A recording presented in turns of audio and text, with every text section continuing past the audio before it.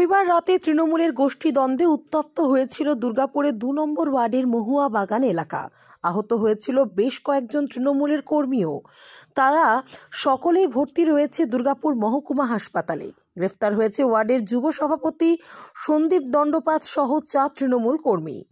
পুলিশের তৎপরতায় পরিস্থিতি নিয়ন্ত্রণে আসে। সোমবার রাতে ফের ধৃত তৃণমূল কর্মী আসলাম আলী ও রফিক আনসারির বাড়িতে হামলা চালানো হয় বলে অভিযোগ। ধৃত আসলাম আলীর মা আসমা বিবির অভিযোগ, সোমবার রাতে তাদের বাড়িতে একদল দুষ্কৃতী হামলা চালায়। নগদ টাকা, সোনা, সাইকেল সহ ছাগল চুরি করে নিয়ে চম্পট দেয়। এমনকি তাদের আসবাবপত্রও ভাঙচুর করা হয়। মারধরের হুমকি দেওয়া হয় তাদের।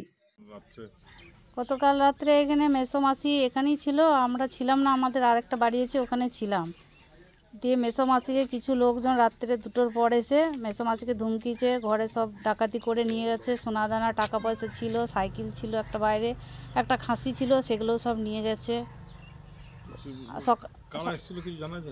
হ্যাঁ, এই দুপক্ষই ঝামেলা হয়েছিল। এই দুদিন আগে একটা ঝামেলা হয়েছিল এখানে।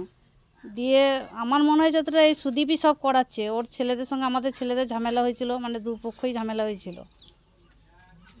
আপনাদের বাড়ির ছেলে কেউ পুলিশ হেফাজতে আছে? হ্যাঁ হ্যাঁ আছে, 2জন আছে আমাদের বাড়ির, আর 2জন আরো পাশের বাড়ি আছে। হ্যাঁ, পুলিশের কাছে আছে।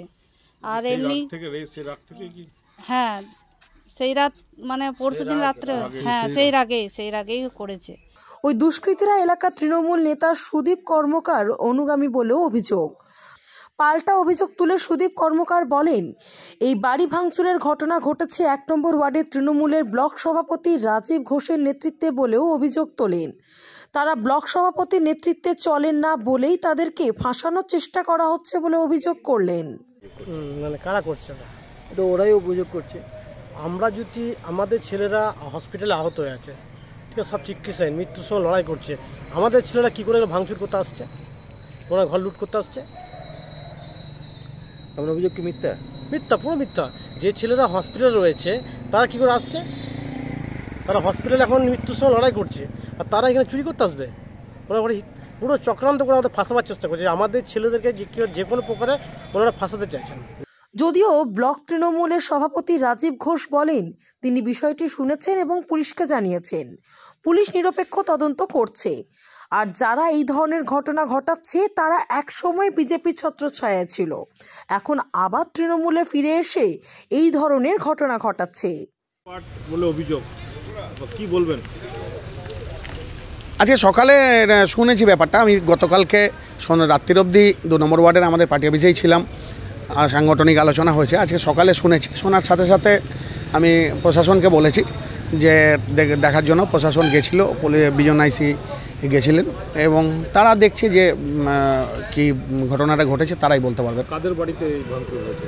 যেটা অভিযোগ যে ওই আসলাম বলে যে ছেলেটি যে অলরেডি অ্যারেস্টেড আছে তার বাড়িতে ভাঙচুর হয়েছে, এরকম একটা অভিযোগ এসছে। না, এটা বলা সম্ভব না, কারণ রাত্রেবেলা হয়েছে তো স্পেসিফিক্যালি কাউকে আইডেন্টিফাই করা যায়নি। এবার সেইভাবে নাম বলতে গেলে তাহলে ফেব্রিকেটেড হয়ে যায় ব্যাপারটা, যেটা এটা আমার জানা নেই। পাল্টা দুর্গাপুর পুরসভার প্রশাসক মণ্ডলীর সদস্য দীপঙ্কর লাহার অভিযোগ, সুদীপ ঘোষ তৃণমূলের একনিষ্ঠ কর্মী। যারা আহত হয়েছে তারাও তৃণমূলের কর্মী। তবে যারা বলছে এই ঘটনায় বিজেপি ঘটাচ্ছে সেটা ভুল কথা। উভয় গোষ্ঠী তৃণমূলের। যে ঘটনা ঘটেছিল তা মেটানোর চেষ্টা চলছে। দলের উচ্চ নেতৃত্বকেও জানানো হয়েছে। প্রথম কথা বলি, এটা প্রাথমিক স্তরে কিরকম ধরনের নেতৃত্ব বুঝতে পারছি না।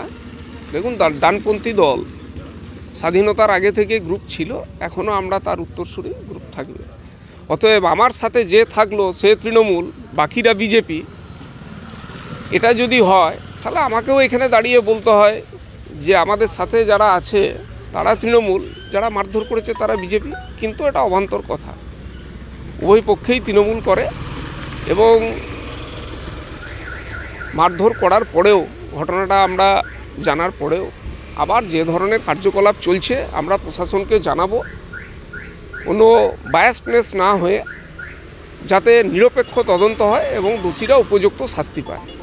রাতের অন্ধকারে নিজেরাই ঘর থেকে মাল সরাচ্ছে, নিজেরাই গল্প স্টোরি তৈরি করছে, নিয়ে পড়েতে মারধর করার পরে কিছু তো একটা গল্প বানাতে হবে, এটা প্রশাসন নিশ্চয়ই করে বুঝবে এবং উপযুক্ত তদন্ত করে যে বিচার হবে আমরা সেটা প্রশাসনের পূর্ণ আস্থাশীল। গোষ্ঠীদ্বন্দ্ব কি প্রকট হচ্ছে তাহলে?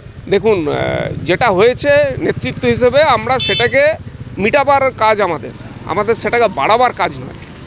আমাদের কানে এসছে, আমরা নিশ্চয়ই করে এটাকে মিটাবার চেষ্টা করব, কিন্তু যারা এটাকে নিয়ে উস্কানি দেওয়ার চেষ্টা করছে তাদের কিন্তু অবস্থা ভালো থাকবে না, খারাপের দিকে। এক বাড়িতে গেছিলাম, সুদীপ বলে কারোর বিরুদ্ধে অভিযোগ যে তার নেতৃত্বে ভাঙচুর চালিয়েছে, লুটপাট চালিয়েছে। দেখুন, সুদীপ ছেলেটাকে যে যাই বলুক, 2011 সালে যখন বুথে বসার লোক খুঁজে পাওয়া যাচ্ছিল না, তখন তৃণমূলের বুথ এজেন্ট।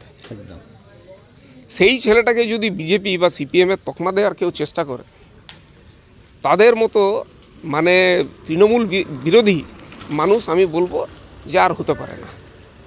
দুর্গাপুর থেকে তন্ময় দাসের রিপোর্ট, SDTV নিউজ।